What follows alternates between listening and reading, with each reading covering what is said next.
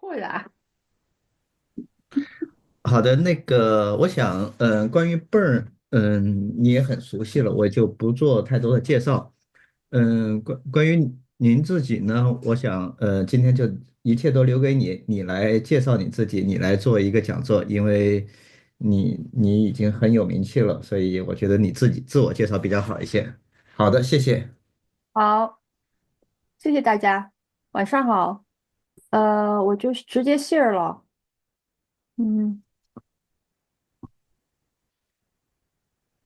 ，OK，go back to the first slide。OK，大家好，我叫韩文，我是在加州 Southern Medical Foundation 做内分泌医生，我是印第安纳University 那个 residency 毕业以后，在 Ohio State University 做的 fellow，一毕业以后就来到加州，一直在这里生活和工作。我很喜欢这里，加州的气候啊，各方面也完全改变了我的生活方式。我刚开始是和同事们一起骑车，然后遇到我的教练姚高兴以后，开始跑步，然后开始打铁。2022年，因为在阿拉斯加大铁的时候，我摔车，然后引起脑出血，所以之后就没有再骑车，就在家里骑 trainer，然后我就有一段时间就比较迷茫嘛，然后我教练就说你可不可以，你想不想去 BQ？我觉得 no way I can BQ，但是他一直监督我做力量、做拉伸，所以我去年跑了 Boston，然后今年还会再去跑 Boston。所以that's it，所以就是那天蒋找到我，然后他们找到我说，不是想让我说一下糖尿病，那我也很乐意，因为我的工作70%左右是看糖尿病病人，就是我觉得，因为我们作为专科的话，我们看到糖尿病病的时候，一般已经是比较重的糖尿病，就是家庭科是觉得没有办法 manage 了，那才转到我们这里。但是很多病人他的对糖尿病的预防啊，各方面就是，没有一个很好的意识，就包括很多中国人也是，就是所以，they always say, oh, if I would have, I wish I would have met you 10 years ago, you know。所以，我觉得能够就是花一点时间跟大家讲一讲，糖尿病，我觉得还是蛮有益处的。OK，let's start。糖尿病现在在全世界各地都是一个比较严重的一个疾病。美国现在是14%的病人是糖尿病，但最 concern 的是美国的青少年。每5个青少年里面就有一个是有 pre-diabetes。这个在我们将来的那个社会的这个 structure 整个结构啊，疾病的诊断方面都是一个非常严峻的挑战。因为这些病，他以后慢慢成年以后，他 exposed to 那个 hyperglycemia 的 complication 的 risk 要比你50、60岁才生糖尿病的要高很多，而且很多这些女孩子的还要怀孕，很多我们门诊看妊娠糖尿病的时候，很多她其实已经不是妊娠糖尿病，她已经是就是 underlying type 2 diabetes，但是她年纪轻，她也从来没有去看过医生，也不知道自己有糖尿病。所以那个时候就因为我们妊娠糖尿病都是直接上胰岛素的嘛，那个对病人的心理啊、精神各方面的压力，然后对孩子、对宝宝和对妈妈的那种安全都是一个很大的 concern。现在目前的话，60%糖尿病是集中在6个国家：印度、中国，然后接下来是美国、巴基斯坦、印度尼西亚和巴西。嗯、我们印度也是一个非常，跟中国有点像哈，就是因为他们的就是贫富差距很大，然后印度还有一个问题，他们吃素。吃素的病人他碳水的比例非常高嘛，然后就是我不知道这里有没有吃素的朋友，吃素的人他很多呢，他喜欢放各种各样的调料，糖啊、油啊，就是说实话是挺不健康的。我在门诊看到吃素的病人确实是蛮头疼，因为他的那个就是食物的选择的范围就小很多，你让他 increase your protein，it is very hard。在中国现在也是一个非常严峻的考验。中国现在是全世界发病率增长最快的一个国家，就是现在估计是有13%的成年人口患有糖尿病，马上就要超过美国了。但是呢，就是中国跟印度一样，它有一个非常大的一个 social economic 那个 class 的 difference，就是说的白一点就是贫富差距很大，所以很多人他并没有就是这个条件去做 preventive care 啊，每年去查一次血啊，每6个月去测一次血啊，所以他很多人他有糖尿病都不知道，一直等到有了并发症了，去乡卫生所看一下，哦，说你血糖高，那个时候并发症什么都已经出来了。糖尿病的话，有一型糖尿病和二型糖尿病。我们这里在座的，我们估计都不用考虑一型糖尿病。一型糖尿病在成年人发病中也有，但是比较少。一型糖尿病是就是自身免疫疾病，就是胰岛被破坏以后引起的绝对性的胰岛素缺失，这些病人要终身服用胰岛素。那以前像我是不看 pediatric 的，就是我们病人都要17岁以上。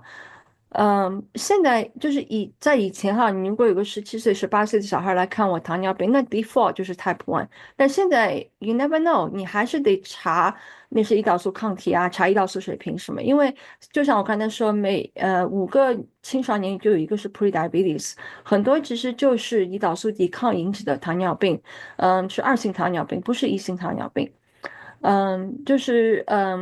一型糖尿病的话，它是终身要，现在它有胰岛素棒，然后还有 CGM，就是那个 continuous glucose sensor。对一型糖尿病的治疗已经是发展这几十年来说是非常迅猛的。很多我的一型糖尿病病人年轻的那些孩子，其实控制的都非常好，他们很多还搞 cross country 啊、cycling 啊那些。嗯，我最喜欢看的是我喜欢看汽车嘛，一个 Novo Nordisk 那个 team 就是丹麦的，它是全部是一型糖尿病的骑手，全世界各地的，然后在美国也会有比赛。我以前还去看他们比赛，我觉得这个是非常值得尊敬。他们还带那个30骑车的时候，还经常考虑他们的碳水摄入啊、血糖调整啊，真的是很不容易。那二型糖尿病的话，就是这是我们大部分时间在 deal with 的病人，他们不是胰岛素缺失，而是胰岛素抵抗。这些病人你去查他的胰岛素，他在早期的时候，他胰岛素是比正常人高的，嗯，然后就是这些占到我们平时 practice 的90%到95%。嗯，就是那我们今天还是主要是说 Type Two diabetes，因为 Type One 的话，它还是生理机制是完全不一样。就是还有一个就是说 Type Two diabetes 最后它胰岛素，它最后还要打胰岛素，但它 that doesn't mean 它就变成 Type One 了。我很多病人就说我以前是 Type Two，现在变成 Type One 了。Type One 和 Type Two that's a completely different pathophysiology. You don't interchange between Type One and Type Two。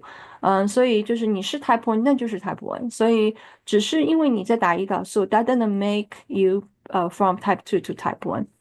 嗯，Type Two 的机制那就是胰岛素抵抗，然后胰岛素抵抗是发生在非常非常早的时候，很多时候我们是并不知道的，对吧？然后最早的时候就是你刚开始这些病人我有些病人还是最先10几年前先来看我是低血糖。然后就说，哎呀，我吃完东西以后就低血糖，就是 postprandial hypoglycemia。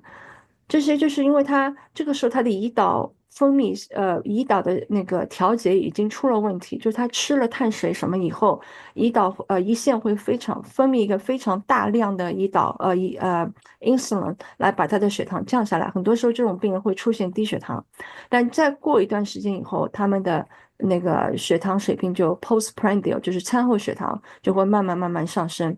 一般我们糖尿病的病程演变是，你先看到餐后血糖上升，再看到空腹血糖上升，然后胰岛素水平下降，最后就是出现糖尿病。那这个在诊断上有什么意义呢？因为我们很少会去测餐后血糖，对吧？一般医生都会跟你说你明天早上要空腹来抽血，所以就 miss 掉很多 diagnosis。你说哎，我空腹还是蛮好的，但是你不知道你的餐后血糖已经高了。刚才Kevin 给我那个问题的 list 里面也有人，因为我们现在带了 CGM 都能看到，哎，我不管跑步不跑步，我吃完碳水以后，我的血糖就升得很高。That is postprandial glucose impairment。所以接下来这张图片，我觉得是所有有没有糖尿病的人都应该牢记的这张图片，就是你在诊断 Type 2 diabetes 时候，50%的胰岛的细胞 pancreas function is lost，就是不可逆的了。所以我嗯，们等一下，韩医真正生，好呀像我们屏幕上看到的一直是你的第二张屏幕。，really，这个怎么搞？你是不是有两个显示器？对，现对，在可以了，哦，能看到会变化吗？可以，可以，可以。哎呦，那我刚才说那么多都白说了。没有，因为刚才你都在讲头两张还好。Really？哦，OK，所以这个就是刚才我说的，就是刚开始的话是胰岛水平上升，然后就是餐后血糖上升，然后最后就是发性血糖也上升，然后这个就是我刚才说，就是对我们糖尿病诊断治疗很有意义的一个图片。就是它是GovPharm 的 UKPDS 是一个非常大的临床实验，就是完全 change 整个 Type 2 diabetes 的 management。就是他发现，就是在你诊断，不管你之前多少年，在你诊断糖尿病的二型糖尿病的时候，50%的胰岛的细胞的功能都已经丧失了。哎，Kevin，你能看到这张图片吗？可以，可以，OK，good。所以就是 we have to make a difference in this part，就是在这个前期糖尿病的时候，you have to make a change。你不要就是一直等到你的前期糖尿病变成二型糖尿病了，然后你再开始 concern 说，哎呀，我要开始do something。就是就像我们以前看电影，就是糖尿病的发展，就像泰坦尼克撞冰山一样，它其实之前那个冰山在水下面一个很大很大一块，那个时候船已经撞上去了，你知道吗？等到你看到那个冰山的时候，已经来不及了。所以 this picture is very important for type 2 diabetes management。这个也是一个很有名的一个图片，是 Dr. Franso，他在德克萨斯他的一个，就我们叫恶性八爪鱼，就是它就是体现了，就是说糖尿病胰岛素抵抗是表现在身体的各个器官，然后它是很多的途径的在一起 cause this，it's not just one single pathway。很多时候我们就说，那我们就吃这个药，我 do this。But it's actually involve almost all the organ in your system。我们从最上角开始看，就是胰腺，胰腺有alpha cell 和 beta cell。alpha cell 就是分泌胰高血糖素，beta cell 分泌胰岛素。我们的身体是一个非常精密的一个系统，就是你有一个激素出来，它必定有一个拮抗的激素在边上。就 always keep in the very good balance，就是一个在维持一个动态的平衡，就是你的吃过饭以后，血糖上去了以后，胰岛素出来，这个时候其实胰高血糖素也开始出来，就根据你的具体的血糖的水平，它会不断的做调节。这也是为什么糖尿病病人的血糖那么难控制，因为我们没有一个药物可以代替你的胰腺，代替你的系统做那么精密的工作。你打胰岛素，说我给你3个单位，我给你5个单位。都是就是估测而已。真正的最精密的器官是我们自己的胰腺。然后我们的大脑也会是，就是你吃完东西以后，你不是在吃完以后啊，就是在你吃的时候，你的小肠就会开始分泌各种信号给你的大脑，告诉你大脑我们吃了多少，我们吃饱了，我们不要再吃了。在糖尿病病人这个 bridge 就 broken，他吃完以后他不觉得饱，他不觉得 satisfy，他还想吃，就是很多时候，有时候我也不想老是去说我的糖尿病，比如说啊，你为什么吃这么多啊？你为什么不能节食？他们也是非常，it's very difficult for them too，因为他们这个natural 这个 connection 确实是 lost。然后肠道里面也有 incretin，in fact，这个等一下我会继续说。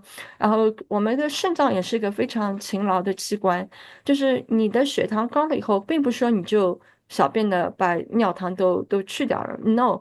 你的肾脏重吸收95%的糖，就是你的血糖从肾小球、肾小管里面滤过以后，肾脏会把这些95%的血糖再重新吸收回来，再送还给你。所以，嘿，你看，我帮你又全捡回来了。然后就是胰岛素最大的3个靶器官就是脂肪组织、muscle 肌肉组织和肝脏。就是你在空腹的时候，血糖低的时候，你的胰岛素水平下降以后，你的脂肪就会开始分解，甘油三酯分解变成血糖，对吧？送到肝脏里面开始变成血糖。然后它这个时候如果对胰岛素不敏感的话，它继续分解，它不管你胰岛素水平在哪里，它继续分解，那你的血糖水平就会上升。然后在肌肉外周组织利用那个血糖，因为我们肌肉其实是一个非常我们70%的血糖都是从肌肉里面 burn 掉的，所以你要想降血糖，就是要增肌，其他的都是假的。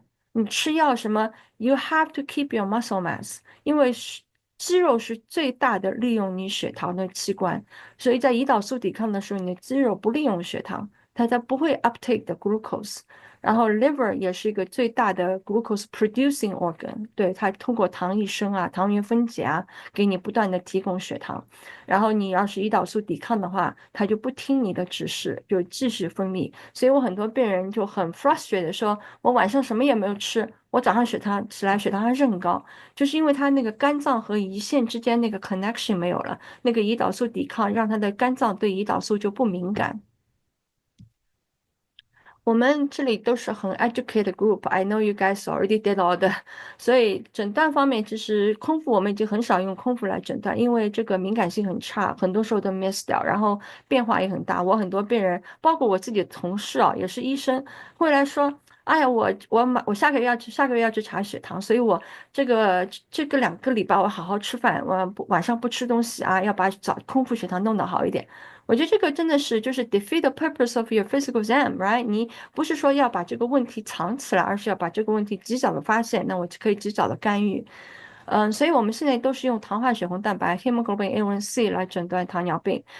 因为这个血糖它可以 combine to the hemoglobin，那我们的血红细胞是每3个月会代谢一次，所以这个可以 carry on the 3 months average sugar。那就是嗯。所以就是很多病人就跟我说：“哎呀，我血红蛋我 A1C 高是因为我昨天晚上吃了米饭，吃了什么？”我就跟他说：“It doesn't matter，因为我 poke your finger at this point, I wouldn't know your sugar. I only know your sugar at this point. I don't know your sugar last week, last month, but your A1C will。”所以，但是如果你本身有血红蛋白疾病的地中海贫血啊，或者最近输过血的，那你这个 A1C 就不准。所以有时候我的病人血糖突然 A1C 突然很好了，我就要问他你是不是最近输过血了？口服胎压就是75克糖吃完以后2小时去查，这个我们只用在妊娠糖尿病的诊断，不用在一般的临床诊断，因为操作不便。然后现在我们有 A1C，所以也不用用这个。糖尿病诊断现在我们是 A1C 大于6.5，或者空腹8小时，血糖高于126，或者口服75克葡萄糖以后2小时测血糖大于200。然后第四条就是你已经本身有高血糖症状，多尿，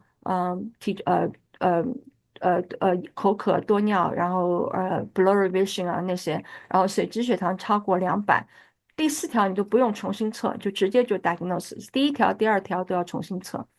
pre-diabetes 的话，这个其实更加relevant to us，是空腹血糖受损，就是每天早上起来血糖就超过100，100到125之间，或者餐后血糖受损，就是血糖到140到199，或者糖化血红蛋白5.7到6.4。我不知道我们这里有多少人糖化血红蛋白是在这个 range 里面。那什么样的人需要测试呢？我觉得我们 group 里面所有的人都需要测试。每次去看医生，就是都应该查一下你的 A1C。他这里还列举一下亚裔的 BMI，因为我们亚裔不能用白人的 BMI 25来诊断，我们23以上，我们的体质比我们的就是糖尿病的发病率已经很高了，所以这点上我还具体说，或者一级亲属有糖尿病，或者有高血压、高血脂，或者以前有妊娠糖尿病的，有 PCOS 的。没有锻炼习惯的都应该查，但对我们来说，就是所有的45岁以上都要查。糖尿病就是我的很多病人就说，你为什么那么紧张我的糖尿病？I don't feel anything, I feel good, I feel good。因为糖尿病我觉得最可怕的地方就是它是 silent，you know, you don't feel anything until you feel it。我总是问我的病人，What do you want to feel? You want to feel a heart attack, or you want to feel a stroke, or you want to feel you're going blind, ，right？所以我们就糖尿病，它把这个并发症分为两类，一个是 micro complicate，就是大血管病变，一个是微血管病变。大血管病变就是冠心病，stroke，然后就是周围血管疾病，微血管病变就是视网膜病变、肾脏病变和神经病变。这些都的 risk 都在30%以上，就是如果你生糖尿病，二型糖尿病这些终身的 risk 都 carry 很高。这个也是一个很有名的 slide，就是如果你有糖尿病，二型糖尿病，你的生命 automatically，就是你的 life expectancy automatically decrease by 6.7 years。如果你有二型糖尿病，再加上你有一次心肌梗塞，你的生命缩短11.2years。如果你有糖尿病，再加上你有心肌梗塞或者和那个 stroke，就生命缩短15.7。那我们想想，我们在美国的话，我们现在的平均寿命是78.8岁，对吧？那你算算，你要少多少年？这个是美国就是前8位的那个死亡的原因嘛。第一个是 heart disease，那都不用说了，那糖尿病是第一名的related to heart disease。第二个是 cancer，等一下我有专门有一张 slide，就是糖尿病的病人的 cancer 发病率很高，而且他们一旦有 cancer 了以后，他们的 mortality 越高，因为就是可以理解嘛，因为你本身有基础病以后，你对治疗啊、化疗那些效果就容易引起各种并发症，最后容易死亡率增高。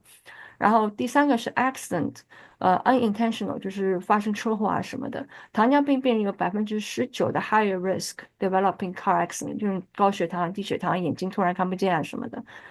第五个 stroke，那也是和糖尿病有关。第六个 Alzheimer，这个最近也是一个很火热一个 topic，就二型糖尿病病人他有1.5倍的 risk develop higher risk develop Alzheimer，就是跟他大脑血管的淀粉样变性什么都有关。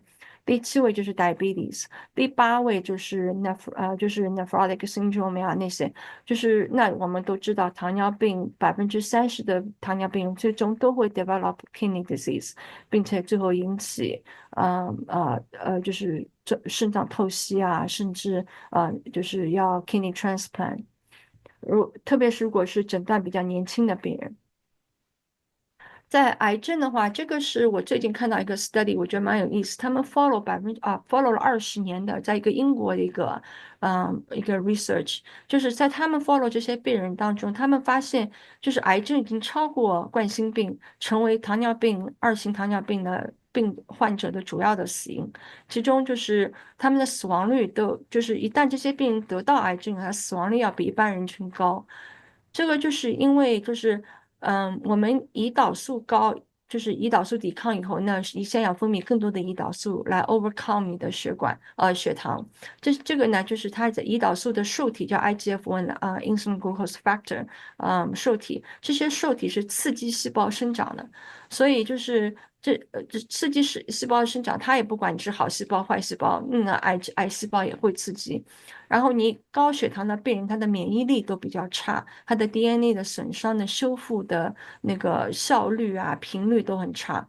然后本身这些脂肪组织还会参与到癌细胞的增殖，影响你的肿瘤免疫。所以肥胖的人就算没有糖尿病，他得癌症的机会，和死亡率都比一般人群要高。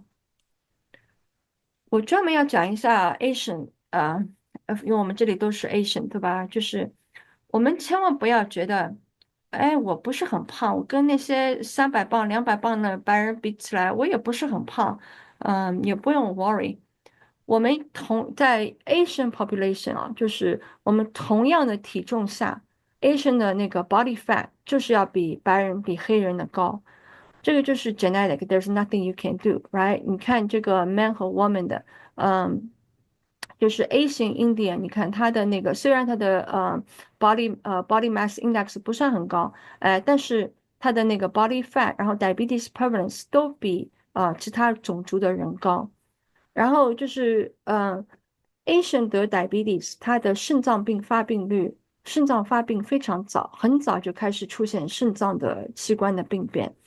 因为我知道前段时间好像有一个女孩子在上海的，对吧？得了肾脏以后非常透析，非常痛苦，结果跑到瑞士去安乐死了。我看到那个消息，就是你一旦开始透析以后，那个是没有 life quality 的，一个礼拜3次透析的时候，人很疲乏，然后会引起各种各样的并发症。我的那些透析的病人来看我，那个脸色各方面都是很差。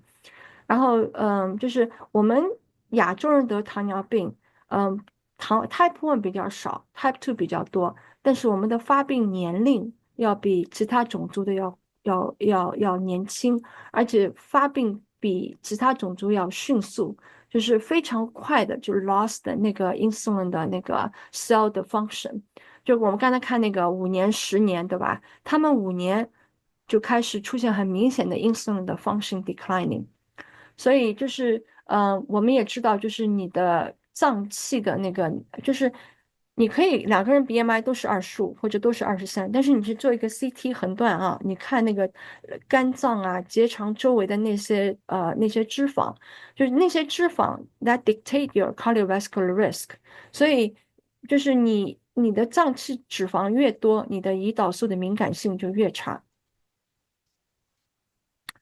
这个就是我想分享，这也不好意思，如果照片在上面，同学我跟你打个招呼啊，就是这个都是我们养高兴俱乐部的每年的减脂的同学，就是我们穿上衣服样子都很好的，再弄个美图秀秀啊什么，大家样子都很好。但是你看他脱了衣服，那个腹部的脂肪，你看，其实当然他是减脂以后，他的脂肪的好了很多哈。你看这个改变还是很明显。但是你看他刚来的时候，我不知道多少同学现在还 feel comfortable only wear sports bra in the gym 或者在你跑步的时候。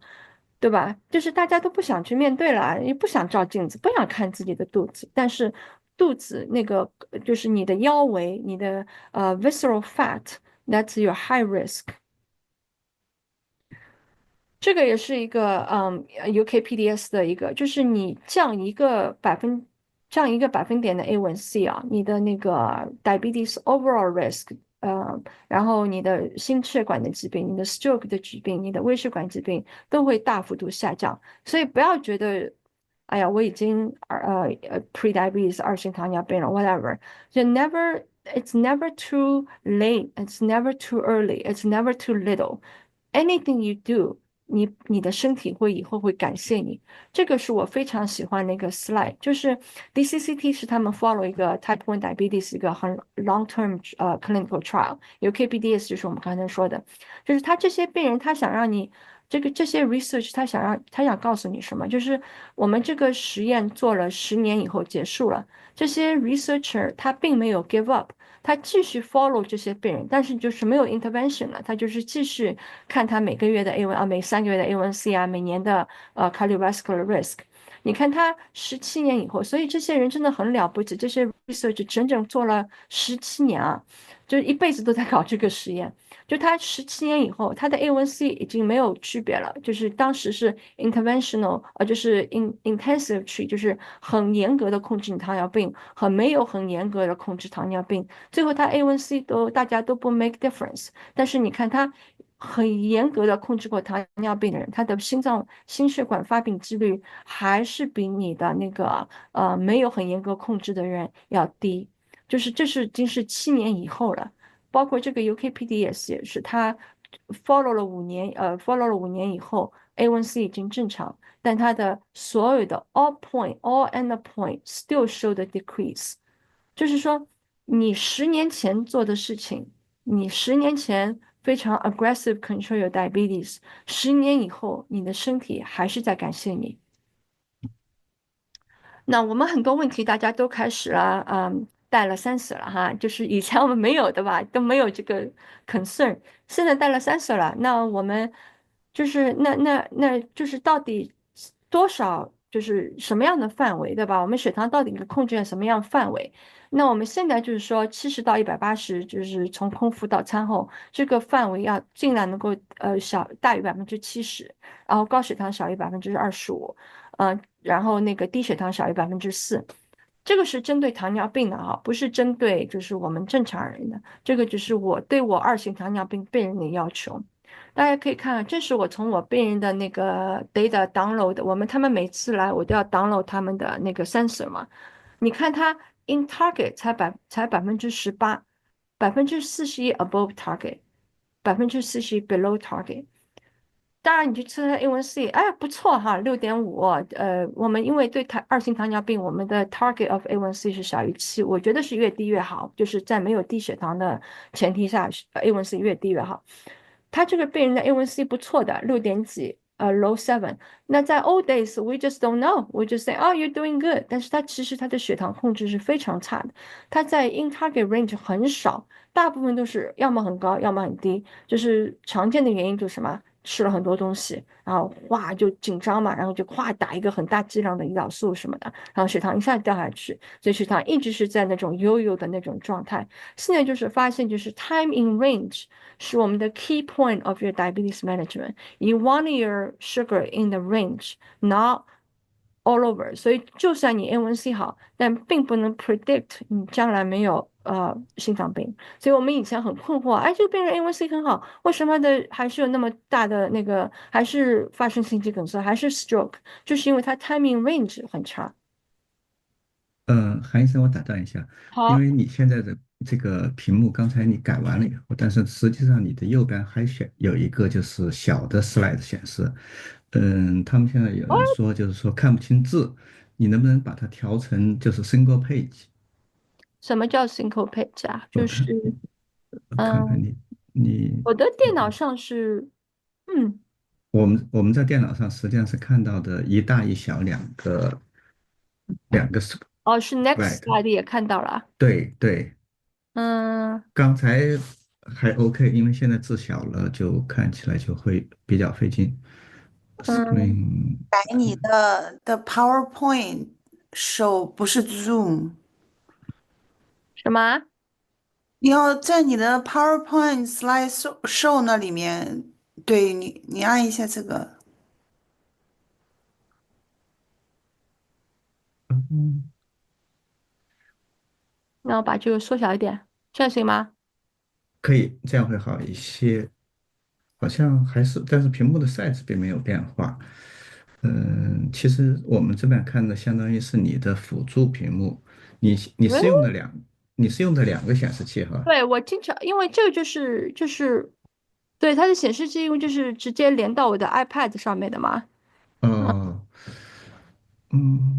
我看你看你有没有办法能把你屏幕其实没变大。关系，自己可以 zoom in 的，自己在手对，机自己可以上你可以 调 zoom 的，实 in，对，际上没你自己可以关系的，调，我都能看着的，对，能看没问题。得到的，你自己调对，大点儿就好了。OK，大我觉家得可以包容直接这样。一下哈。好的，好的。那既然自己可以调，那大家就自己调。好的，那我们继续。OK，有位朋友问我那个 metformin，oops，sorry。二甲双胍就是在西方的传统医学里面已经用了很多年了，17世纪就开始了。然后是什么啊？什么下面打出来什么东西啊？是什么东西啊？为什么下面有什么打出来的字？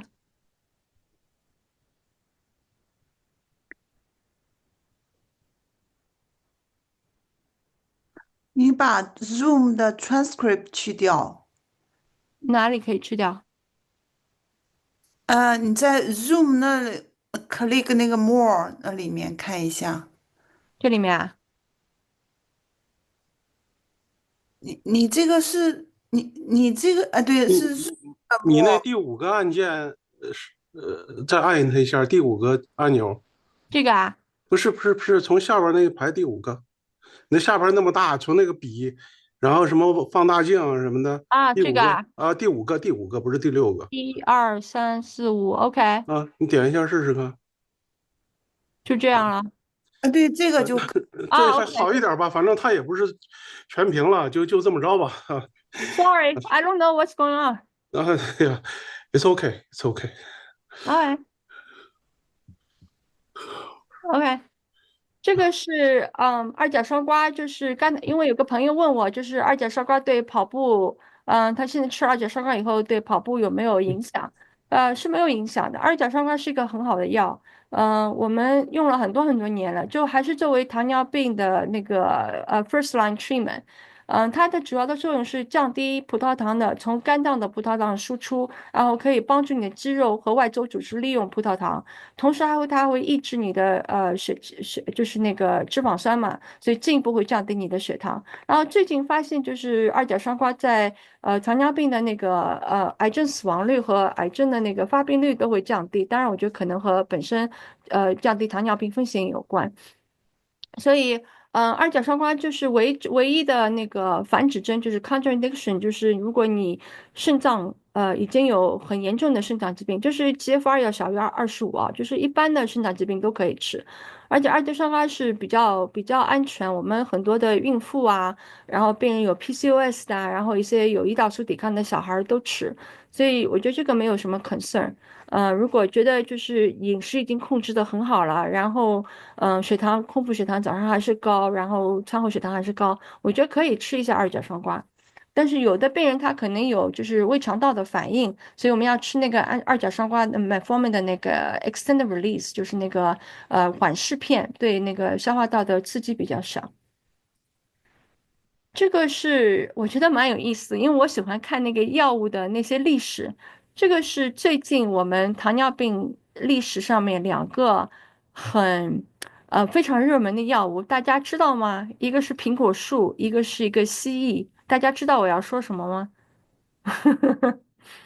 嗯，就是这个是 Apple Tree，然后这个是 Gila Monster，在亚利桑那的，它一年只吃一次，所以我会后面会说到，就最近的新药嘛，就是 SGLT2，就是那个glucose，然后是 sodium glucose cotransporter inhibitor two，它是 Jardiance，然后呢，GLP-1就是我们现在非常火热的 Ozempic，然后GLP-1和 GIP 的 combination 就是 Mounjaro 是 Eli Lilly，这三个药现在是我们糖尿病的非常热门的药。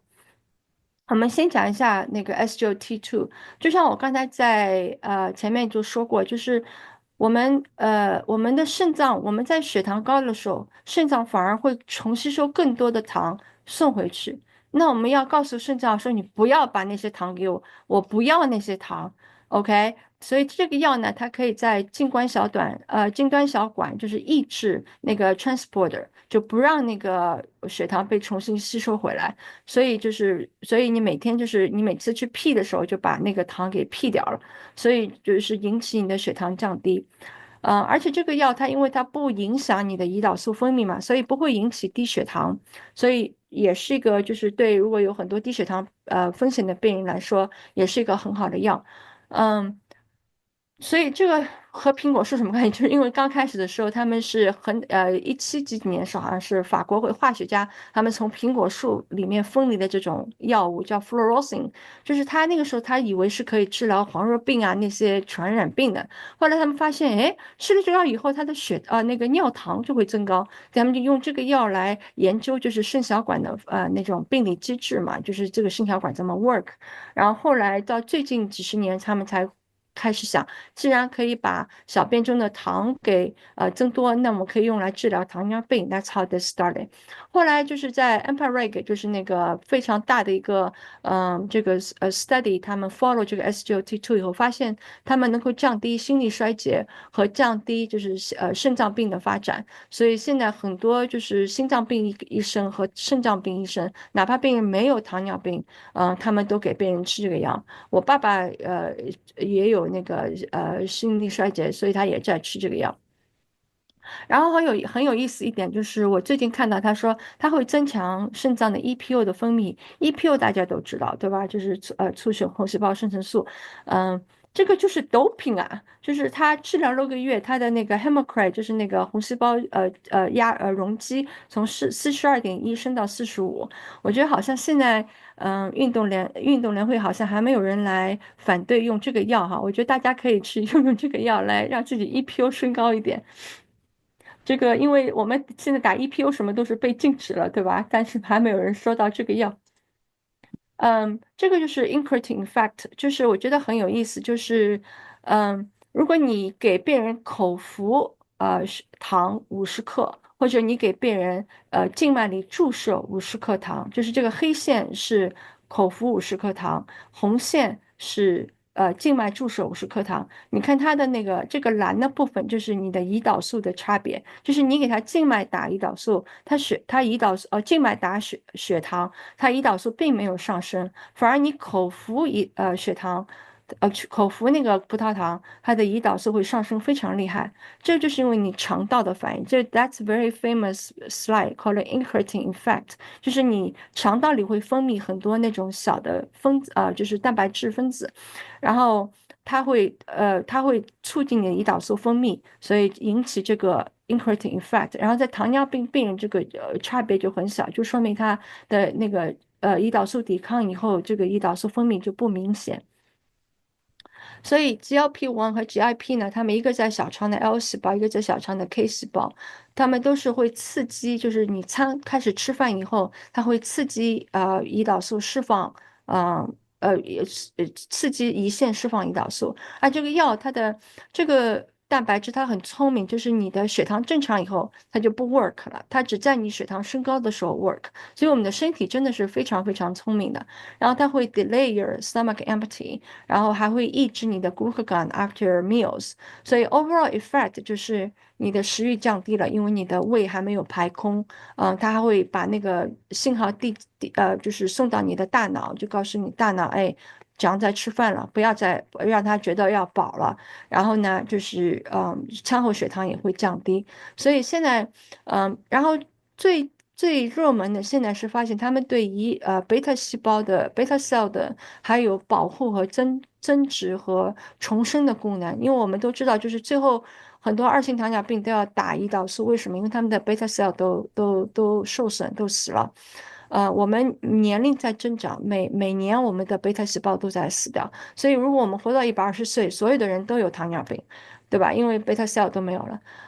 所以就是它这个药，它能够保护你的贝塔 cell。当然，最 attractive 的是因为，啊、是因为减肥。所以现在很多 celebrity 都用，像这个 Oprah 很有意思。他以前还说，你不能 body shaming，right？everybody should be proud of their body type。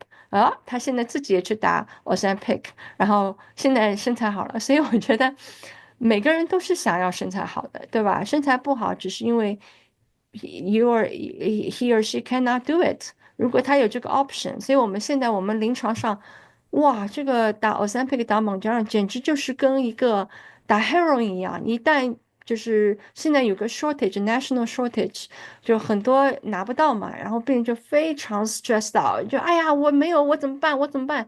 就是就是他非常希望能够保持自己的身材，因为这个药一旦停掉，就食欲开始反弹，weight 就开始 coming back。我把糖尿病的这些东西很快的说了一下，因为我觉得大家也不是搞科研的，也不用说的很详细。然后我把 Kevin 给我的那些问题我都看了一下，我觉得总结起来就是，我跑步的时候血糖很高怎么办？我吃饭以后血糖很高，我还不应该不应该跑步？我带了3岁以后我血糖很高，我应该怎么样控制？OK。嗯，我就简单说，因为我也不是 sports medicine，我也不是sports physiologist，所以这些东西也是就是我因为有很多糖尿病病人也需要运动，所以我才跟他们说。我觉得我们这里所有的人大家都不用说应该进行锻炼了，对吧？大家都有这个 common sense，所以才会在这个 burn 的 group 里面。那就是，怎么说呢？就是我们在做实验，就是说你的肝脏糖原能够持续多久啊？我跑了45分钟以后，肝脏糖原开始下降啦，我的 free fatty acid 开始 burn 啦，什么什么的。大家 keep in mind，这些都是在健康的人群，probably 20岁、30岁的那些健康人中做的。OK，我们都是40、50岁了，对，right？Late 40, early 50，probably early 60s。我们不是正常人了，我们已经就是有各种各样的代谢性疾病了，包括胰岛素抵抗什么。可能你的血糖还是正常，但是如果你让你的医生给你查一个 fasting insulin level，it might be already elevated。所以我们应该锻炼，that's for sure。你运动的时候，你的肌肉的胰岛素敏感性增加，能够显著的帮助你的肌肉 uptake your glucose。他们有的时候做过一个 compare，就是你在运动的，你餐后去运动，你的肌肉能够 uptake up to 20% 20 times higher glucose than when you just sit there。就说你在吃完饭你去看电视，拿一盆水果去看电视，compare 你出去走一下，出去慢跑一下，那个对，就是对你的肌肉 uptake 你 glucose 那个 rate 会有非常大的区别，而且这个 effect 可以持续到48小时。然后定期的训练可以让你的骨骼肌啊、脂肪组织和肝脏进一步增加对那个胰岛素的敏感性。所以现在，大部分像就是内分泌组织啊、糖尿病组织和心脏组织都是 recommend 每周150分钟运动。Now, this is the key point: is 结合有氧运动和阻力运动。Oops。就是我知道这是个 burn 哈，就是大家都喜欢跑步，OK，每天一定要去跑步，不跑步不知道自己姓什么叫什么了。我也是，我有段时间也是这样。但是我们到这个年纪，我们的肌肉都在流失，每年流失1%。你觉得好像1%没有什么哈，那你5年、10年以后，那就是5%、10%，对吧？特别是经常跑步的，还不注意protein 的 intake，不注意的 replete 你的那个肌肉损失的。可能下降比更加快。嗯，所以那 how to keep your muscle mass, right? Simple way to put it is eat protein and lift weight. 但是我不知道我们在这里多少人是 lift weight。这个在我以前我也没有这个概念，我就觉得很反感我教练让我去做那个weight 训练，我觉得那个在 Strava 上都没有什么的，就是写的 weight training 45 minutes doesn't mean anything。我出去跑个 long run 啊，我出去骑个 long ride 啊，我游个4000米，哇，那个看上去就很漂亮。But that's not what's going to make you healthy. It's the resistant training. Resistant training 是什么？就是器械 weights 这些。运动这个呢，就是我开始都不想把这张 slide 放在这里，因为我觉得对大家来说可能都不 relevant。就是运动对血糖，很多人问，就搞我的那个问题里面也有哈，很多人就说我的运动以后我不早上就是空腹去跑，我血糖也会很高，我怎么，就是他们就是做过很多，其实这个其实也是个非常 hot topic，他们 follow 过很多中国的、欧洲的、美国的都 follow 过很多这些病人，就他们现在认为就是运动对血糖的影响取决于你每一餐和运动之间的时间。在各种各样的比较以后，就是 right after meal、post middle meal or long after meal、2 hours after meal、3 hours after meal，他们认为是餐后30到45分钟以后开始进行轻度到中度的强度，这个对血糖的波动最小。那什么叫轻度到中度的强度？就是 VO2 max 小于60，60%的 VO2 max 小于60分钟。这个时候的胰岛素下降不明显，因为胰岛素一旦下降以后，你的怎么样了？你肝脏就要开始糖医生开始给你 produce glucose，你的脂肪就要开始分解，然后你的血糖就是要开始在血液中积累，这个时候肌肉还没有开始 uptake，所以就是这个一旦就是过了那个峰值以后，你的血糖就开始往上升了，所以他们认为应该是较低强度30到40分钟以后。然后他们有比较过，就是高强度的训练和低强度的训练，50%的VO2 max，它60分钟运动时间血糖没有上升，但是你用70%的 VO2 max，血糖20分钟以后就开始上升了，而且所以他们 recommend 就是你运动强度高的时候，运动时间应该相应缩短。而且就是说，他们觉得高强度的训练对空腹血糖、A1C 和 HDL 并没有显著改变。对，它会对我们的 performance，对我们的 VO2 max 吧，一看哇，又涨上去了，是开心啊，马拉松时间又增长了呀。但是它对你的 long term 的 health effect 是没有的。OK，然后他们觉得阻力训练就是你一定要耐力训练和阻力训练联合起来，而不要光做耐力训练。OK，对你的血糖更能够控制。每周他们 recommend3次阻力训练。我就是觉得哈，这我开始说 off topic，也不是 off topic，就是大家其实我在 burn 的 group 里面，我也不是说就是非常 close follow up 大家哈，但是我也认识很多 burn 的 group，大家就是想要 BQ 啊，BQ 了以后还有破三啊，怎么样，对吧？但是我觉得我们在不同的年纪应该有不同的 stage，应该有不同的 goal。如果你已经有胰岛素抵抗了，你已经有 prediabetes 了，你应该坐下来好好的考虑一下，我是不是应该还去搞这种高强度的跑步？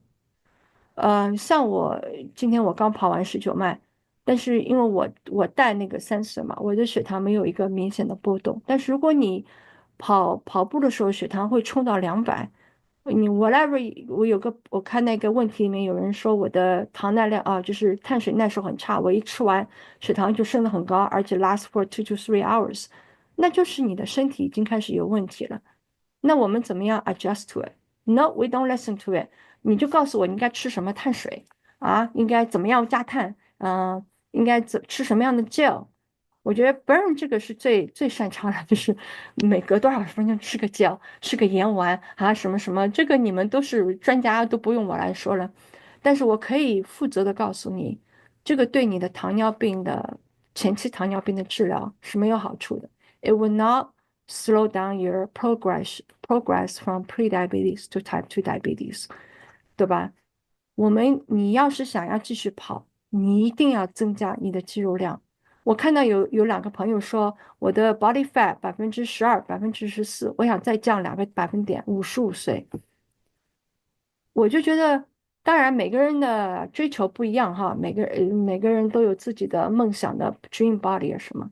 我就很想知道他的 muscle mass，that's what the key，对吧？你最后，我教练经常说，就杨高兴，他经常说，最后取决于你下半生幸福的，不是你墙上有多少块奖牌啊，你打了多少次铁，你破了多少次三，哎，对吧？是你的肌肉量，是你早上起来这里痛那里痛，是你有糖尿病并发症。That's what really dictates your life quality at the end, right？所以当然你可以说，I don't care my life quality，我5年10年我跑不动了，我一瘸一拐了，我不跑了，That's it，that's my end of my life。那我 respect that，我有看到这样的人，就是一瘸一拐他也要跑完马拉松。But you have to ask yourself what you really want。我去年跑了10个马拉松，但而且就是没有任何伤痛，knock on wood。但是我很注重的，就是我教练很注重的，就是要做肌肉训练。我们一周3次核心，一次核心，一次上肢，一次下肢，每次1个小时，经常还会脱课什么的。我觉得这个是保证了我的血糖正常，保证了我没有伤没有痛。这个真的是我的肺腑之言，就是大家不要每天就去跑，除了跑步什么都不干，只能躺平，每天还要 roller 呀，还要 stretch 啊，这个那个，you have to do stretching，特别是在我们这个年龄。这个是保证你能跑得长、跑得快，能够保证你的运动寿命。嗯，这个是我就是我教练给我做的照片。我2017年参加的嘛，然后那时候132磅，然后2024年去年就是减脂完以后，他给我拍了照片，138磅。就你可以看，就是我跟我的病人说我有140几磅，他们都不敢相信，他们的140几磅走出来，跟我就是完全是2个 body type，对吧？这个就是肌肉决定的你的 body type。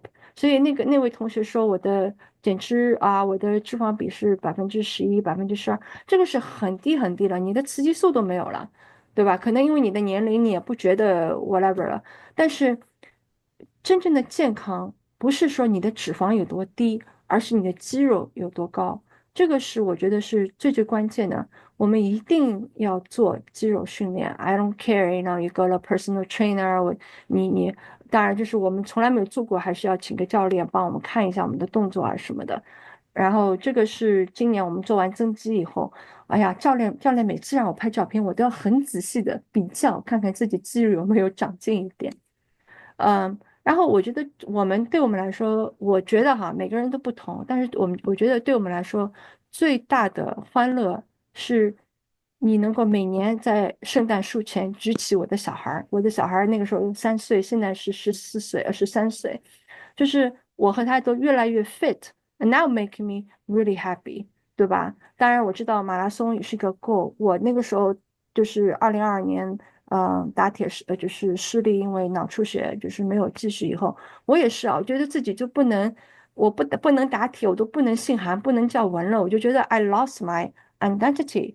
就很多朋友跟我说，他膝盖跑坏了也要接着跑啊，脚踝很痛还要接着跑，就是 run through the pain，how tough you are。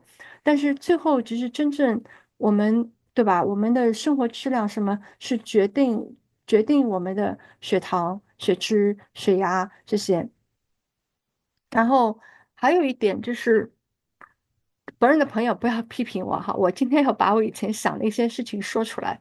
就是我经常看到 Burn 就是跑之前哇聚餐，跑完之后哇聚餐还喝酒，这个我是非常反对的。就基普乔格嘛，我是很喜欢他的一个长跑运动员，大家都知道嘛，这里都是跑马拉松的。他说我的马拉松庆祝在我跨过终点线的那一刻就结束了，他从来不去参加那些庆功宴啊、喝酒啊、聚餐啊什么的。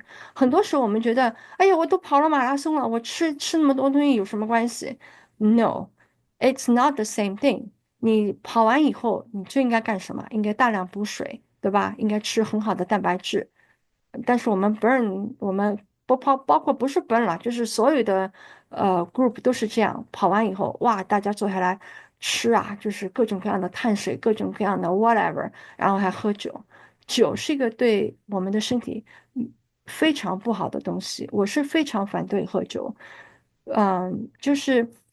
就是以前还说什么晚上喝半杯红酒对身体有好处什么，现在就是所有的数据都证明，there's no safe level alcohol。OK，你但凡喝酒就是对身体不好的。所以那些其实都是对自己的自我安慰，说哎我喝点酒怎么样，其实喝酒对身体是非常不好。OK，然后就是跑步，就是之前大吃大喝，跑完之后大吃大喝，其实对身体都是非常不好。这个时候你就要想，你带个3次，你去看一下你的血糖会有多少，对吧？这个都是我的肺腑之言，可能很多人会 take offense，就觉得，你来批评我们的啊，我们的聚会啊，我们的 lifestyle 什么。但是你去看一下我们身边，我不知道男生哈，但我们女生还是很注意 body type。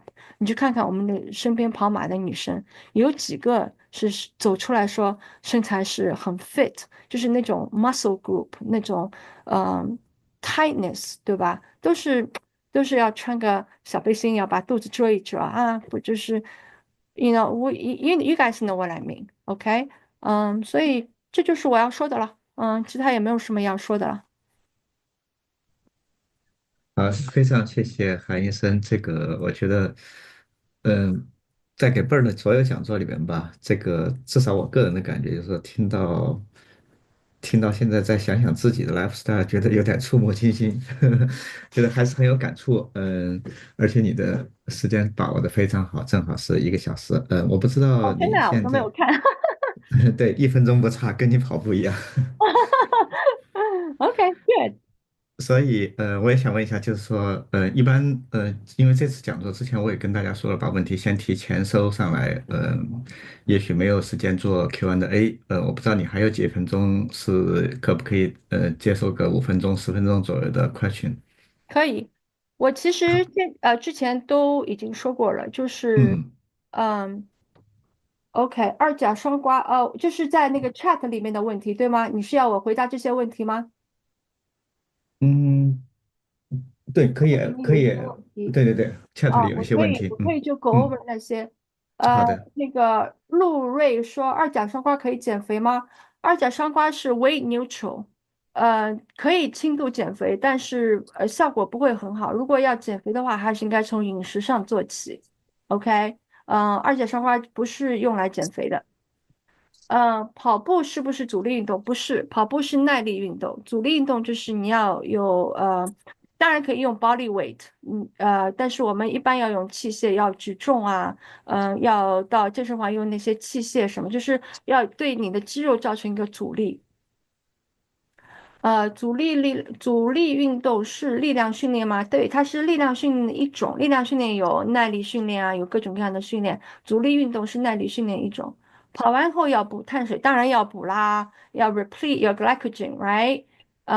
就是 glycogen 也是很有意思，glycogen 的那个 storage 也是可以 train 的，对吧？就是，很多时候我们叫运动有天花板嘛，有些那些 pro，因为我喜欢看汽车嘛，那些 pro 啊，骑2个小时，功率500瓦，我骑300瓦几秒钟我就不行了，他们的那个 liver 能够 store 非常 high 的 glycogen，然后他们吃进去东西能够非常 efficient 变成 glycogen，我们就不行，对吧？这个就是没有办法 genetic 天花板，所以但是我们能够做到的就是我们运动前，对吧？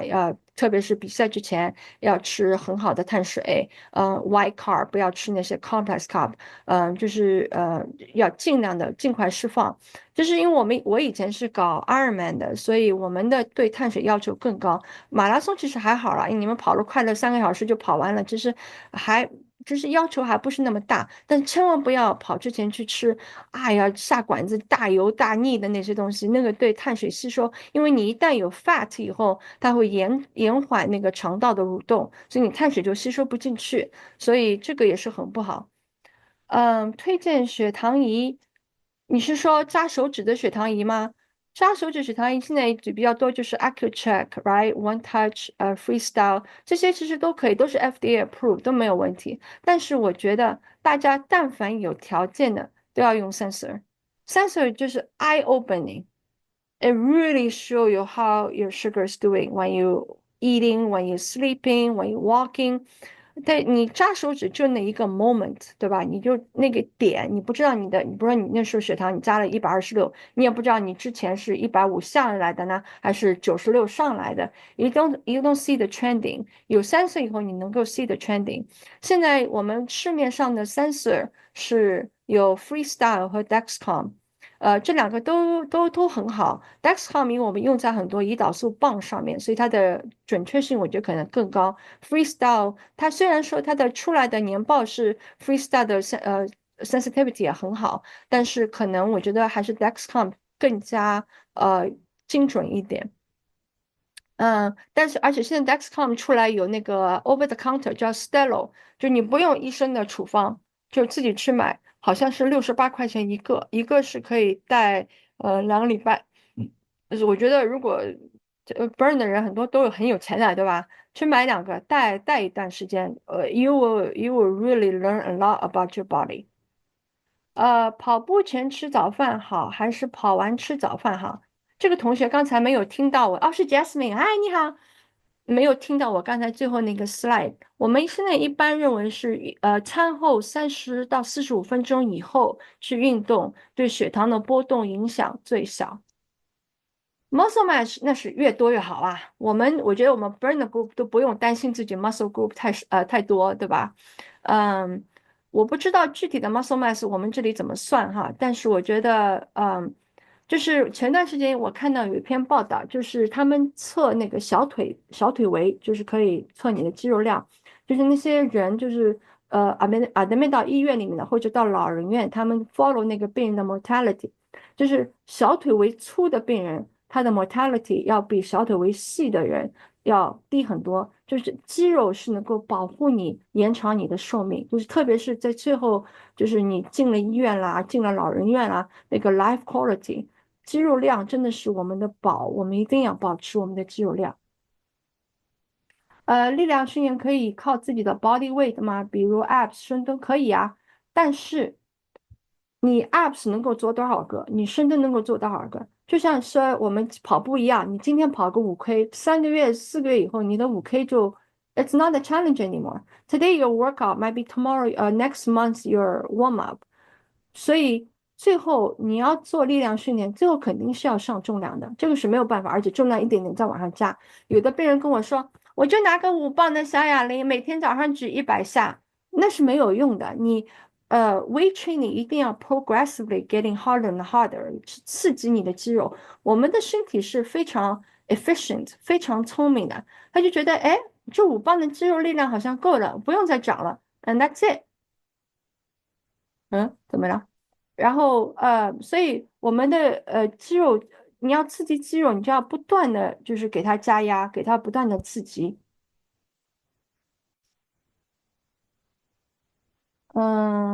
所以金康明先生说，RR 最早在真正这个的发展，请问对二型心应该如何吗？减肥呀，二型糖尿病的那些小孩儿一定要有 muscle mass，还是这句话，我女儿也是啊，我老公家里全是糖尿病，然后我爸妈也是，我妈才100磅，我爸才108磅，两个人都是 pre-diabetes，所以我们家那个 diabetes history，right？但是我爸妈他们非常 healthy，他们每天都在那里运动。我老公家里面就不运动，所以我女儿经常每个礼拜跟我教练上课，做那些 strength training，然后每个礼拜还出去骑车啊什么，非常 active。这个没有办法，就是increase your muscle mass，increase your peripheral glucose uptake，然后降低你的肝糖原的生成。对吧？就是减少你的糖分的摄入。我们年轻的很多小孩，我们就很难嘛，你也不能老是让他吃，你不要吃冰淇淋啊，不要老是跟在他屁股后面说。但是这个其实是一个 key point，is decrease the processed sugar, increase the physical activity. Can we take metformin? Yeah, 5.1. You can take it now, or 5.8, right? 我很多病人就是不是我病人啊，就是很多朋友就跟我说，我 A1C 5.7 5.8，我应该不应该 take？我总是跟他们说，你不要等到你 A1C 6.5了、7了、8了，你才说哦，我在 take metformin，那个时候效果就根本没有你在 take 5.8的时候好了。为什么一定要等到你的病已经发展到不可逆了，就像我刚才说的，你二型糖尿病发病的时候，你50%的胰腺细胞已经受损了，不可逆了。那个时候你要说哦，我要开始吃药了，是吗？但是很多病变，糖尿病的那些并发症，它已经 it's already cooking there。You just don't know，你也不可能去做个心脏造影啊，做个肾脏病啊，血尿检查啊什么的，对吧？所以能够早控制，当然要早控制。如果你能够通过自己 lifestyle 把自己的 A1C 降下来，那是最好。如果你觉得你 tried everything，you still cannot get your A1C under control，then you should try the medication。肌肉训练是全身肌肉训练吗？当然是全身肌肉训练啦，对吧？你的所有的肌肉都会 increase your glucose uptake。对，你要是跑步，当然可以做下肢训练，但是我跟你讲，你跑步的时候上肢训练也是很重要的。我们摆臂的时候都是靠上肢肌肉，然后你如果没有很好的核心，你的人是松松垮垮的，对吧？也没有用的。所以不是光练腿的，要练屁股，要练核心，要练上肢，都要练。引体向上、平板、深蹲属于，对，都属于。但就像我刚才说的，你要 progressively loading yourself，你最后肯定是要上重量的。正常情况下，吃完碳水后高峰到多少？180。但是我们现在就是你一吃完嘛，就是其实餐后血糖这个事情是很 complicated，就是包括你吃了多少脂肪，对吧？你哪怕吃一模一样的碳水，你如果加了多了脂肪，你的血糖都会不一样，因为脂肪会延缓你的肠道的吸收。我们现在就是我们的 guideline 就是你吃饭2小时以后，血糖要能够降到140以下。你吃完以后血糖一下子升上去，但是很快能够降下来，that's okay。但是如果你吃完2小时以后，你血糖还没有降到140以下，你有餐后血糖受损。你现在还在打铁吗？是不是年纪大了打铁不好？我看到一种说法，年纪大了什么都不好，跑马也不好，对吧？刚才我已经说了，跑马对你的生化指标没有任何帮助，只会让你的血糖越来越高。打铁也是，打铁还是跑马的3倍的时间。嗯，我觉得最好的是每天45分钟的运动，right？阻力加上耐力，that's perfect。但是这里的人，很多人都是有个梦想啊，要去 BQ 啊，要6大满贯啊，现在是7大满贯了，马上要8大满贯了，对吧？这个每个人的追求不一样，所以我也不想说哪个不好，哪个好，好吗？但是最好的就是你要做耐力的话，你一定要做阻抗训练。建议增肌蛋白粉吗？建议啊。大家对蛋白粉千万不要有那种，哎呀，这个人在嗑药那种感觉。OK，你们去看过像我吃那个 whey protein 嘛，就是 Costco 买的那种，它就是乳清蛋白呀。就是牛奶的提取物呀。我们每天喝牛奶能够喝进多少？很多我们年纪大了还乳糖不耐受，对吧？嗯，那你运动完以后喝一杯那个蛋白粉冲的水，我觉得还蛮好喝的，对吧？能够直接补充20克。你吃一个鸡蛋，你才多少蛋白质？你还要需要肠道的消化。你吃一块牛肉，你说那我跑完步以后我马上去吃块牛肉，那里面还有 fat，你还不能直接就是吸收进去。就是吃那些 real food，当然很好，我们应该吃 real food。但吃 real food 的话，你的吸收的百分比和你吸收的时间是有区别的，对吧？特别是你吃牛排这种高热量的东西，高油、吃高脂肪的东西，那我们最好就是跑完步，做完重训以后30分钟之内马上补充蛋白质，那最好的就是喝蛋白粉。但是我是每天早上跑完步或者做完上完重力课以后，喝一杯20克。所以大家千万不要觉得，哎呀，这是在 doping 啊什么的，对什么身体是没有什么，就是一个牛奶的萃取物而已。正常人的吃饭需要注意方式吗？No。其实真正就是很多网上很多人说啊，先吃蔬菜，再吃土豆，再吃鸡蛋，再吃牛奶，哎，doesn't matter，到了你的胃里都是一模一样，大家都一起排，一起切割，一起吸收，好吗？最重要的是你的碳水的质量。Carb and carbs are different。我教练总是跟我说，You have to understand，你没有，there's no bad carb，对吧？你比赛前你要吃白碳、快碳。你比赛以后，或者你在减脂的时候，在增肌的时候，你要吃 complex carbs，对吧？嗯，所以千万不要去纠结在这些 minor 的事情上面，什么我应该吃这个 gel versus 那个 gel，这个吃每25分钟吃个 gel，或者先吃蔬菜吃肉这些，those are small thing. The big thing is your carb amount control, your quality of your carb, your quality of your protein。还有什么？REI Sports 卖的 protein 品种更多，不知道是不是？哎呀，这些都是智商税啦，都是一样的。你只要看 whey protein，OK，那些乱七八糟什么里面各种各样的牌子什么，我也不吃 REI，所以我也不太看那些东西。所有这些 supplements，berberine、cinnamon、anything，you have to understand。药物公司像这些依赖利啊，这些 Novo Nordisk，他们的嗅觉是非常灵敏的。如果这个 supplement works，it's already become medicine，right？就像 metformin，就像刚才那个苹果树的那个 Jardiance，他们已经变成药了，赚上亿美元啊每年。那为什么 Burberry 没有成为药呢？因为没有用嘛，对吧？你可以吃啊，但是 probably won't do anything bad，but you know but everybody has different belief. Intermittent fasting 会降低血糖吗？Intermittent fasting 会降低体重，但是现在的实验表明，就是它对心脏疾病、对血糖整个 A1C 没有帮助。OK，intermittent fasting compared to calorie restrict diet 没有区别，所以 intermittent fasting 其实就是一个 fancy 的 way to restrict your calorie。如果你在 intermittent fasting 时候全吃蛋糕啊什么的，it wouldn't do you any good. Your diabetes still gonna progress. Use your common sense，对吧？什么是好的 carb？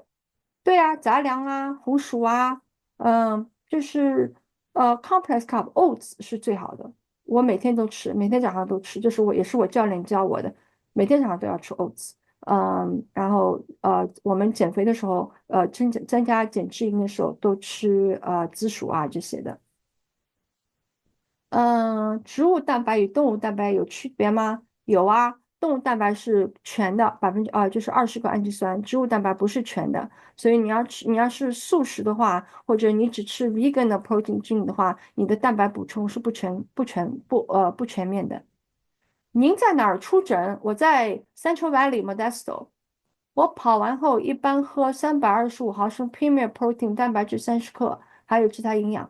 这个和蛋白就是没有差别啊，也就是 protein intake。I really，就像我的病人打胰岛素嘛，他问我哪个胰岛素好，哪个胰岛素不好什么，I told them it doesn't make any difference to me，right？It's the substance that make the difference。如果你吃了含蛋白质35克， 30克，that's a good amount。那你觉得吃的挺好的，你也喜欢那个口味，那就继续吃，没有必要吃说这个味道好，我换这个。就像我们吃鸡肉一样，都是大同小异，对吧？什么是 complex carb？刚才我已经说过了。好了，还有什么问题吗？潘医生你好，这个感谢啊，你今天讲的很好。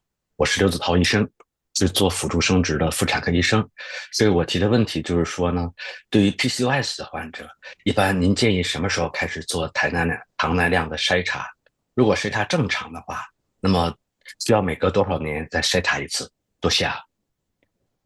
PCOS 病人，我们是我看的，当然就是很多病人他不来看我，那我们也没有办法。我们看 PCOS 的话，我们每3个月就做个 A1C 的，因为我是在积极的治疗他嘛，我要看我的 follow up，我的treatment effect 什么，特别是他们要准备要怀孕的，很多 PCOS 都是来看我都是因为要准备去怀孕的嘛，这都是 high risk patient。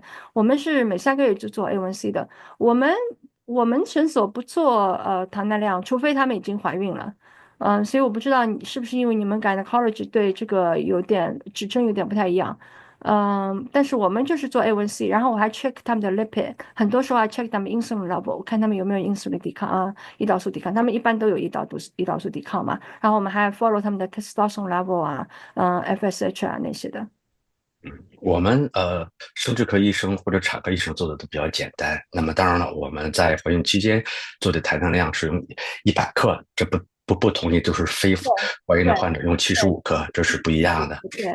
那么当然了，就是我们像我们不孕症有大量的 PCOS 的患者，那么我们当然了，对我每次咨询的时候都会告诉他们这个 metabolic syndrome，但是我们不会查那么，就是因为我们的患者人群不一样，我们很少有需要介入，就是说这个 endocrinologist 来需要介入的，所以我们很少就是说每隔3个月查一次 hemoglobin A1C。那么不过就是说，确实我们不知道就是应该 how often and we should check the patient for the patient who has PCOS。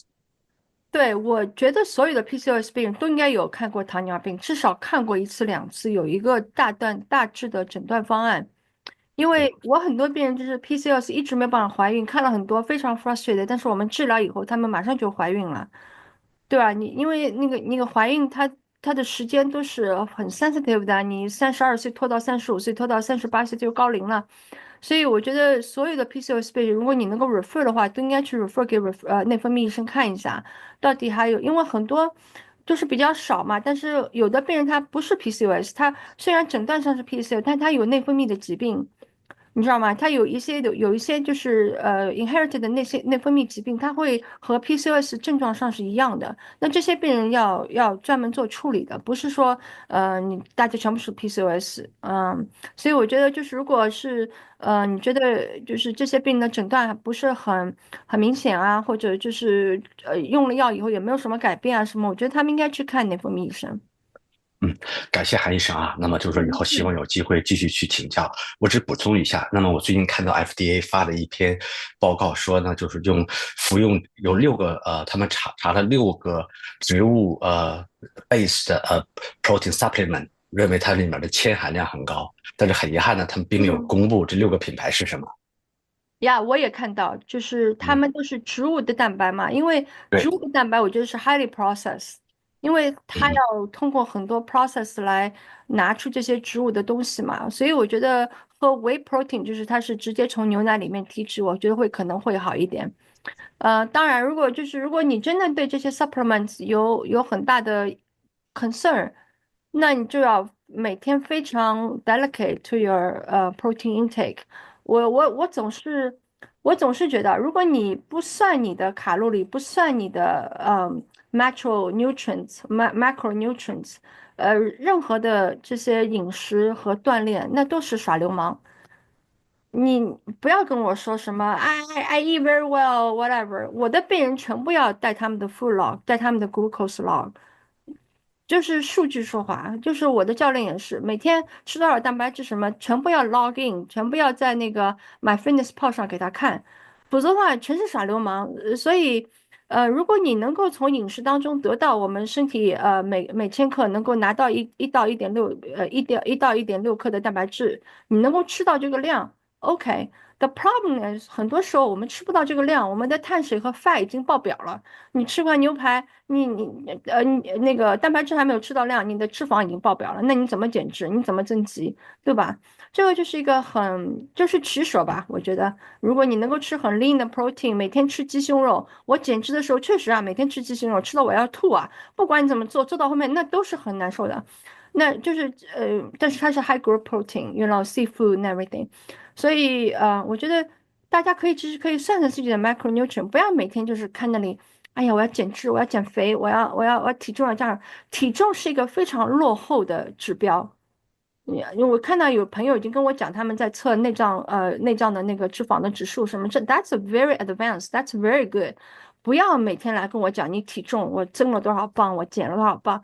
It doesn't really mean anything，特别是像我们这个年纪，就像我刚才那张照片，我还比原来还胖了6磅，对吧？但是你看我比原来 lean 很多，那 BMI 呀、体重啊那些，它只是就是对不运动的糖尿病病人他减肥，of course，但对我们来说意义其实不是很大。韩医生你好，谢谢讲座。我有一个很快的，我姓张军，我问一个可能比较大家经常问的问题，就是作为一个今天提到了糖尿病的防治，作为我们要注意的群体，那么就是能不能简单说一下比较健康的一日三餐怎么吃？就是很多人说早餐一定要吃，或者说要吃好晚餐什么的，大家讨论，您能不能给一些专业的介绍？就是说比较简单，不用像特别那种像你训练啊、增肌啊那种，就是说大致给我们一个指导。其实我的糖尿病病人哈，你说出来你可能都不相信，我对他们的一日三餐没有要求的，我只要求他们的总量。不是说，哎呀，我要每天吃3次饭，两次pre meal snacks 什么的。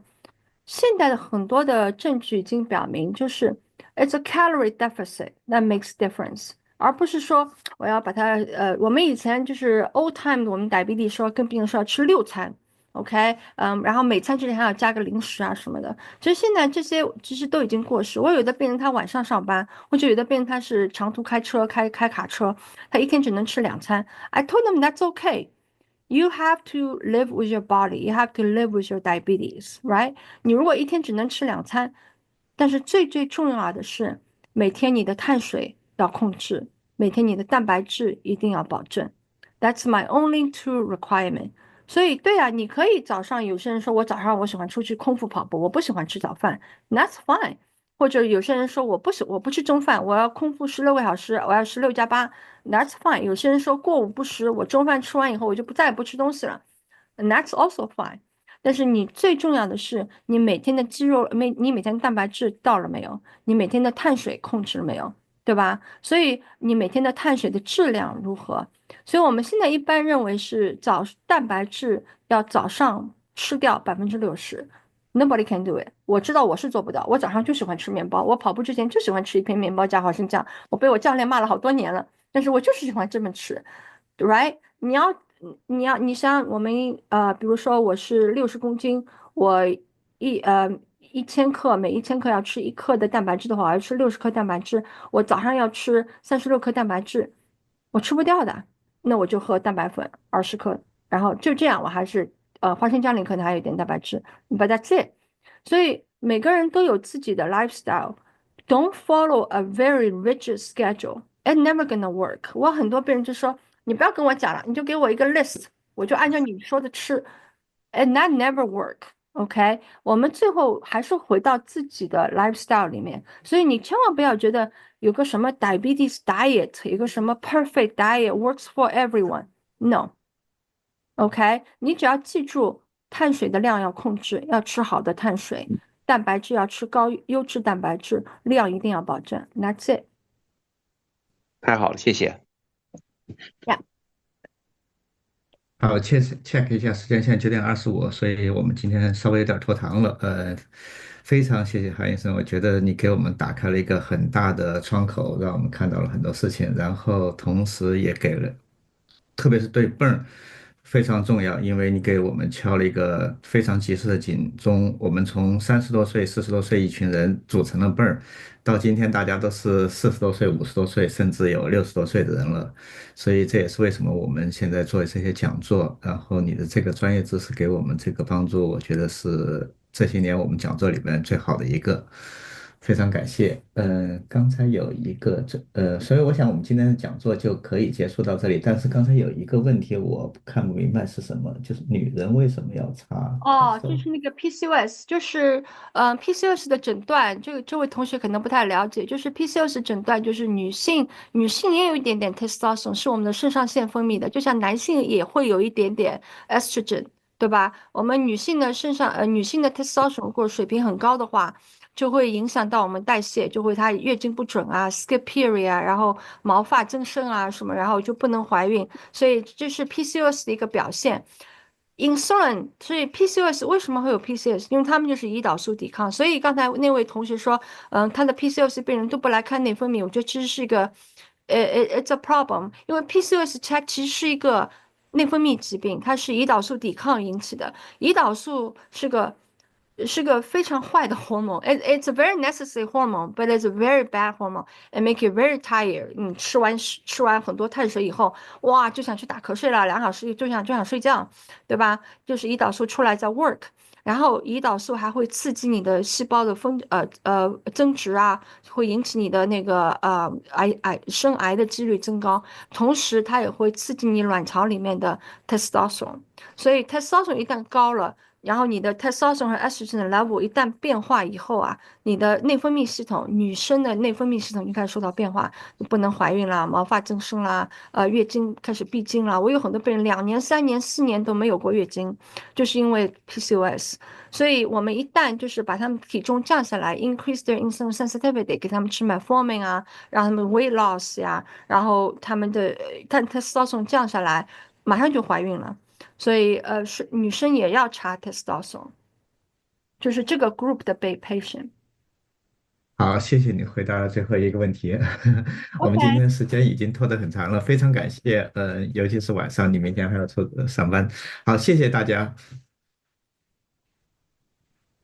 非常感谢。OK，大家再见，晚安。好，谢好，谢拜拜。韩医生，再见。谢谢。再见。